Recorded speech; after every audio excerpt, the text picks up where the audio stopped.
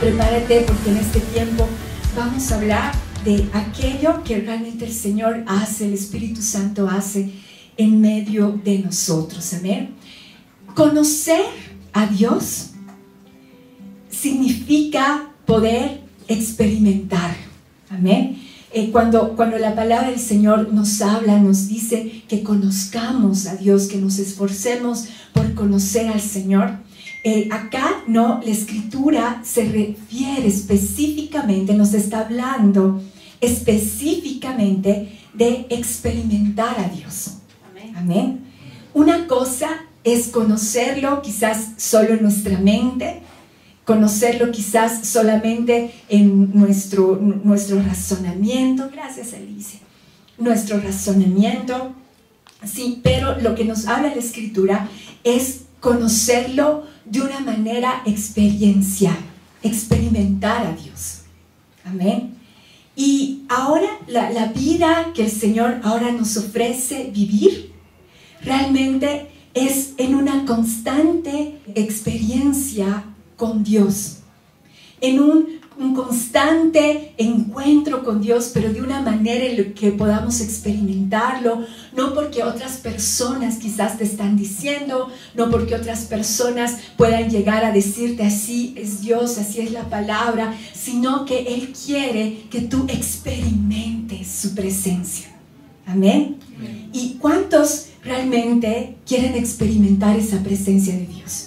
Y es por eso la razón la cual tú estás acá. Es por eso que el Señor te está llamando, es por eso que sientes su llamado, es por eso que sientes cuando Él atrae tu vida, es por eso que tú sientes cuando Él realmente está llamando a la puerta de tu corazón. Y no solo de los que estamos acá, sino de todas las personas que están allá afuera. El Señor está llamando. Ahora, escúchame bien, el Señor es el único que nos transforma. Amén. El único que puede transformarte. Uno puede leer muchos libros, puedes tener mucha educación, puedes tener quizás mucho conocimiento en la carrera que vas a tener, en la carrera que has escogido. No puedes tener mucho conocimiento en tu cabeza. Pero lo cierto es que lo único que nos transforma es la palabra de Dios, es la Biblia. Y sobre todo el único que te transforma es el Espíritu Santo. Vamos a leer 1 Samuel 10, del 5 al 6. 1 Samuel 10, del 5 al 6. Amén. Ahí lo puedes encontrar en tu Biblia, 1 Samuel 10, del 5 al 6. Dice la Escritura, el versículo 5. Cuando llegues a Gibeá de Dios, donde está la guarnición de los filisteos, encontrarás a un grupo de profetas que desciende del lugar de adoración. Estarán tocando un arpa, una pandereta, una flauta y una lira, y estarán profetizando. Versículo 6. En ese momento, el Espíritu del Señor vendrá poderosamente sobre ti y profetizarás con ellos. Serás transformado, digamos todos, transformado en una persona diferente. Amén. Aquí el Señor estaba a punto de darle algo grande a Saúl, ¿no? Y le dice, vas a tener un encuentro sobrenatural. No, primero con el grupo de profetas, porque había varias academias, si lo podemos decir, varias escuelas de profetas, y esta era una de las que estaba, de las que funcionaba, ¿no? Y lo que hacían era poder dejar que el Espíritu se mueva y profetizaban, ¿no? Y había profetas más reconocidos, más maduros. Samuel era uno de esos profetas, los demás eran como estudiantes, si lo podemos decir de esa manera. Y dice que ellos comenzaban a tocar instrumentos musicales y empezaban a profetizar al tocar los instrumentos musicales. ¡Qué increíble!, ¿no? Así que realmente tú puedas, mientras te mueves en la adoración, mientras te mueves en la alabanza, ¿no? Es cuán importante es de que dejes que el Espíritu Santo fluya, ¿no? Incluso si tú tocas un instrumento, dile, Señor, yo lo pongo, o tu voz, yo lo pongo en tus manos, porque ese es el momento que el Señor se mueve con poder. Entonces le dice, en ese momento, dice, el Espíritu del Señor vendrá sobre ti y profetizarás con ellos. Amén. ¿No? Y le dice, algo te va a suceder, vas a escuchar la voz de Dios.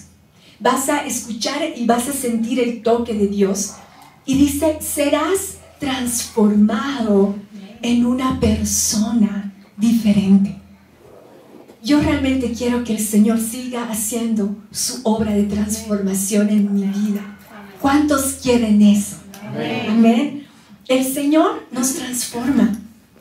Lo que nosotros no éramos, no podíamos hacer, porque a veces cuando uno quiere acercarse al Señor, no, muchas personas se acercan y me dicen, Angie, pero yo no soy como tú, no tengo quizás esa fuerza o esa devoción, yo quiero, pero hay algo que me impide. Y pensamos que no somos lo suficiente para buscar a Dios y acercarnos al Señor.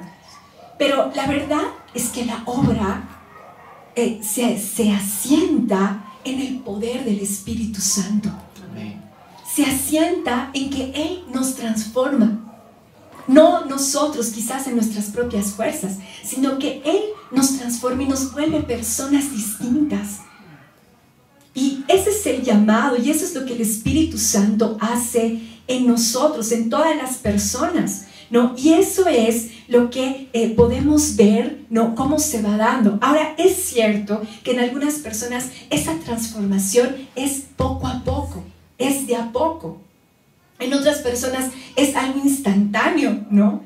Y en otras personas podemos ver de que, como en el caso de Saúl, llega en un inicio con mucha fuerza, pero después que ustedes conocen la historia, Saúl realmente no fue una persona completamente fiel al Señor y se alejó, ¿no? E hizo lo malo, pese a que el Espíritu de Dios estaba sobre él. A comparación quizás de David, que quizás, si bien no había recibido algo con tanta pompa, su llamado fue un poco más aparte, ¿no? Pero David pudo responder de una mejor manera, ¿no? Pero vemos el toque de Dios. Ahora, la idea es que nosotros tengamos el corazón de David, que Él realmente nos transforme por completo. Ahora, cuando el Espíritu Santo está sobre nosotros, escúchame bien, estamos en una constante transformación. Y si no notamos esa transformación, es momento de decirle, Señor, ven sobre mi vida, lléname, transfórmame. Amén. En este año que está iniciando, nuestro espíritu además debe de ser despertado. Amén. Y acá no debemos tomar en cuenta que existe mucho nuestra intención, la intencionalidad con la que buscamos al Señor, ¿no? Si viene el Señor con fuerza, si viene con poder, si viene con autoridad, si viene llenando para llenar nuestras vidas, si viene a llenar nuestra mente, nuestro corazón, pero también es importante que nosotros tengamos intención de buscar.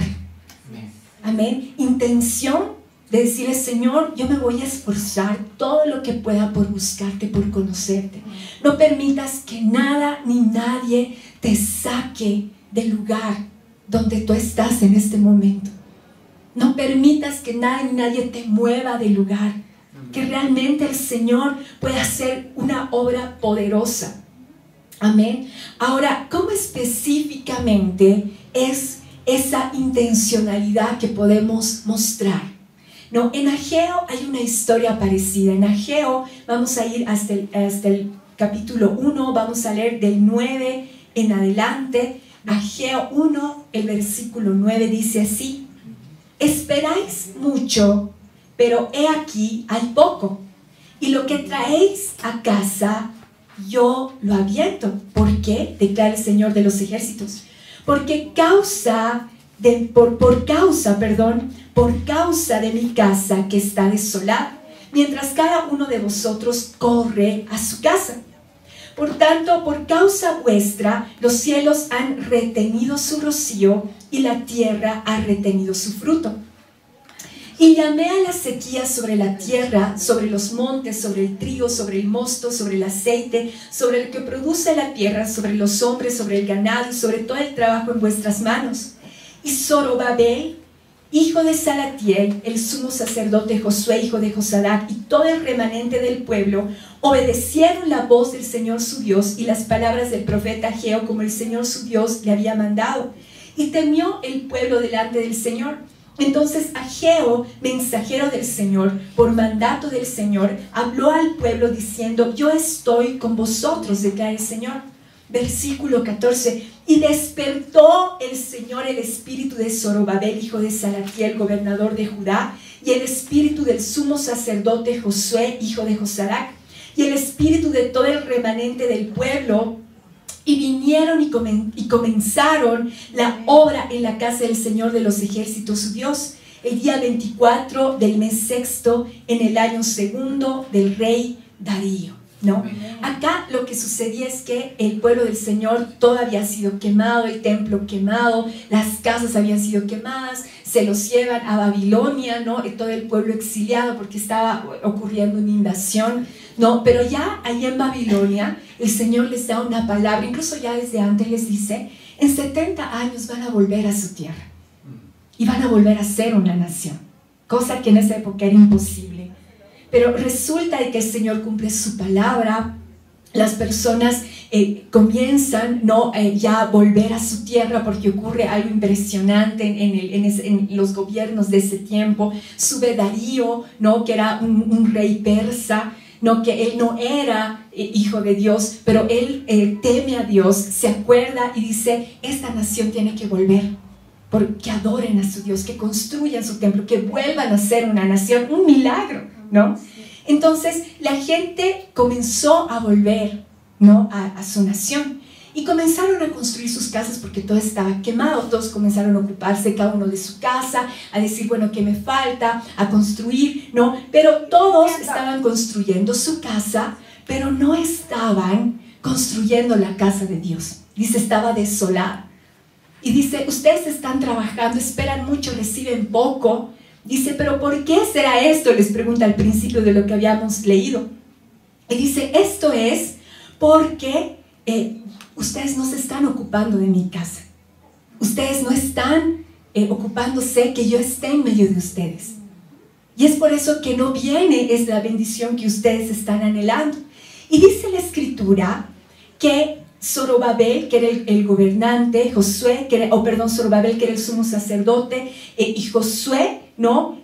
Zorobabel, el gobernante, y Josué, el sumo sacerdote, dice, y todo el pueblo, dice, obedecen la voz del profeta, y dicen, comienzan a decir: yo voy a comenzar a obedecer la voz de Dios, escuchar la voz de Dios, escuchar la voz de lo que está diciendo el profeta. Y dice que es en ese momento que el Señor despierta sus espíritus. Amén. Y el Señor quiere que busquemos su reino, y todo lo que concierne a su reino y todo lo demás va a venir por añadidura. Amén. Hay que despertar nuestros espíritus. Si algo se ha apagado, si tu fe se ha apagado, si estás en el inicio de tu fe, recuerda, el Señor quiere despertar tu espíritu. El Señor quiere activarte. Amén. En Mateo 6:33 dice: pero buscad primero su reino y su justicia, y todas estas cosas os serán añadidas. Amén. El Señor quiere que lo busquemos. Ahora, ¿cómo nos vamos a activar? Nos vamos a activar en oración.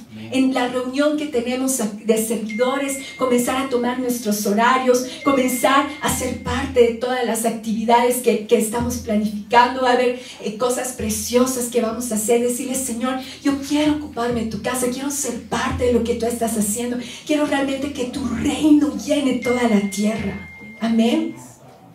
Incluso comenzar a activarse en oración para que todas esas puertas que estás esperando realmente se abran, laborales, económicas, familiares, personales, sobre todo puertas para el Evangelio, porque hay mucha gente que tenemos que ganar. Hay mucho trabajo por hacer como iglesia. Amén. Hay muchas personas que tenemos que alcanzar. Hay muchas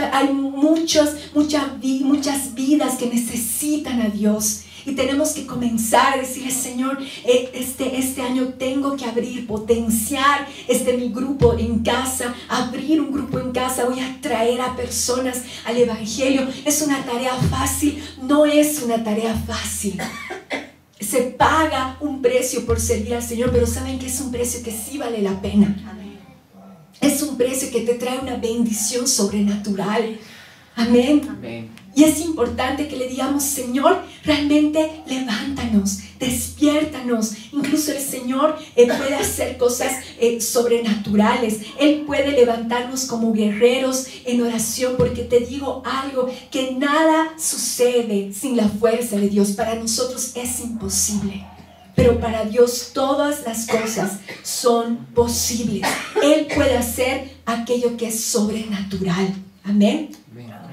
En Zacarías 4, del 6 al 7, y es una de las cosas que realmente mueve mi corazón, y lo vamos a leer. Zacarías 4, del 6 al 7, es el último libro, ¿no?, del Antiguo Testamento, así que va a ser fácil que lo puedas encontrar. Zacarías 4, el versículo 6, dice así: entonces me dijo, el Señor dice a Zorobabel, no es por el poder ni por la fuerza, sino por mi espíritu, dice el Señor de los ejércitos celestiales. Nada impedirá el camino de Zorobabel, ni siquiera una montaña gigantesca, pues se convertirá en llanura delante de él, y cuando Zorobabel coloque la última piedra del templo en su lugar, la gente gritará, Dios lo bendiga, Dios lo bendiga. Fijémonos el contexto en el cual Zacarías está hablando. Zacarías era de la misma época que Ageo, el mismo contexto. Se estaba reconstruyendo las casas, se estaba reconstruyendo el templo. No, Zorobabel tenía una misión, pero había personas que le estaban impidiendo. Había muchas cosas, incluso montañas gigantescas que se estaban impidiendo todo esto. No había quizás mucha oposición, pero lo cierto es de que acá la promesa del Señor dice, no es por el poder ni por la fuerza, sino por mi espíritu. Amén. No es por el poder ni por la fuerza, sino por mi espíritu. Y además dice, y este es el sentir del Señor, dice, nada va a impedir el camino de Zorobabel. Nada, ni siquiera una montaña gigantesca. Nada va a impedir lo que el Señor quiere hacer. Amén. Y acá lo cierto es de que tienes que ver de esta manera que el Señor es como si Él estuviera diciendo, nada va a impedir que mi casa sea construida. Voy a usar a mi siervo Zorobabel. Está hablado, está escrito. Y ¿sabes qué? El Señor también quiere hacerlo y hablar esto sobre ti, porque Él pelea tus batallas más que tú. Amén. Amén.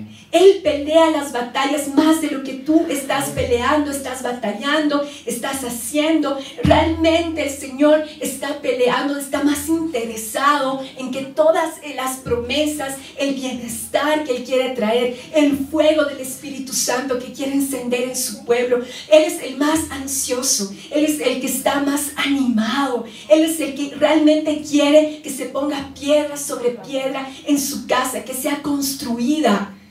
Él realmente lo desea. Amén. Y dice, nada va a impedir.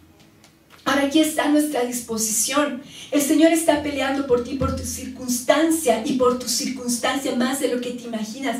Nada va a impedir, pero tenemos que entender que no es por nuestra fuerza, sino por su Espíritu. Amén. Amén. Por su Espíritu. Amén. Ahora, ¿qué necesita, el Señor que hagas para que Él pueda pelear por ti? ¿Qué necesita el Señor que hagas para que Él pueda pelear por ti? Primero, ser cambiado en una nueva persona por su Espíritu. Que te llenes de su Espíritu, que le des espacio al Espíritu Santo en tu vida, en tu familia, en tus decisiones, en tu andar, en tu sentar, en tu levantar.